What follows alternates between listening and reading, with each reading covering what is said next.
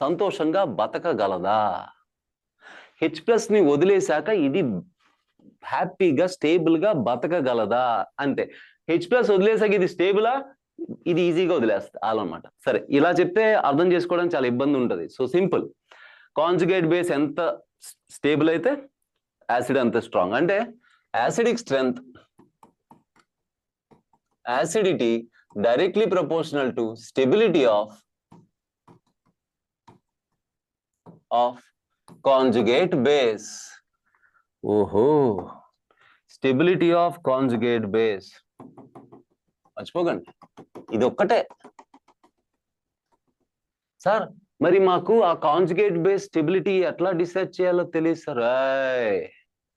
Negative charge ఉన్న species, ఓ chemical species more స్టేబులా లెస్ స్టేబులా తెలుసుకోవడానికే కదా mesomeric effect, inductive effect, resonance, hyperconjugation ఇవన్నీ నేర్చుకునేది. అందులో ఏ ఎఫెక్ట్ వల్ల అయినా సరే ఇది స్టేబుల్ అని తెలిసిందా, ఇది స్ట్రాంగ్ కంపారిటివ్లీ ఇంకొక యాసిడ్ తో పోల్చితే ది కాంజుగేట్ బేస్.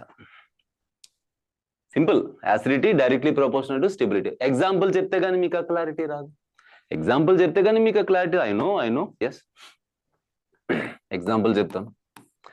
ఇప్పుడు యాసిడిక్ నేచర్ మనం చూద్దాం. అంటే H+ ని ఎవరు బాగా రిలీజ్ చేస్తారు? నేను మిమ్మల్ని క్వశ్చన్ అడుగుతాను ఏంటంటే, CH4 కార్బన్ తర్వాత ఎవరు మెమరీ పండు నైట్రోజన్, NH3 ఇది ఆ పీరియడ్ లో carbon nitrogen oxygen, H2O HF. వీళ్ళల్లో యాసిడిక్ స్ట్రెంగ్త్ ఆర్డర్ అవన్నీ సేమ్ ఆటమ్స్ కాదు కదా, సేమ్ డోనర్ ఆటమ్స్ కాదు కదా డోనర్ ఆటమ్ సేమ్ కాదు, డోనర్ ఆటమ్ డిఫరెంట్. మరి డోనర్ ఆటమ్ డిఫరెంట్ అయితే అది గ్రూప్ లో డిఫరెంటా, పీరియడ్ లో డిఫరెంటా నేర్చుకోమన్నాను ఆ రోజు. న్యూక్లియోఫిలిసిటీ వర్సెస్ బేసిటీ.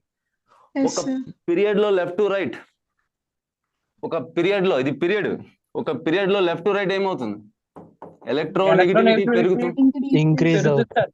మరి మోర్ ఎలక్ట్రోనెగటివ్ మీద నెగటివ్ చార్జ్ మోర్ స్టేబుల్. కాబట్టి స్టెబిలిటీ కూడా ఇంక్రీజ్ అవుతుంది. అంటే స్టెబిలిటీ ఆర్డర్ చెప్పండి, ఇదేనా?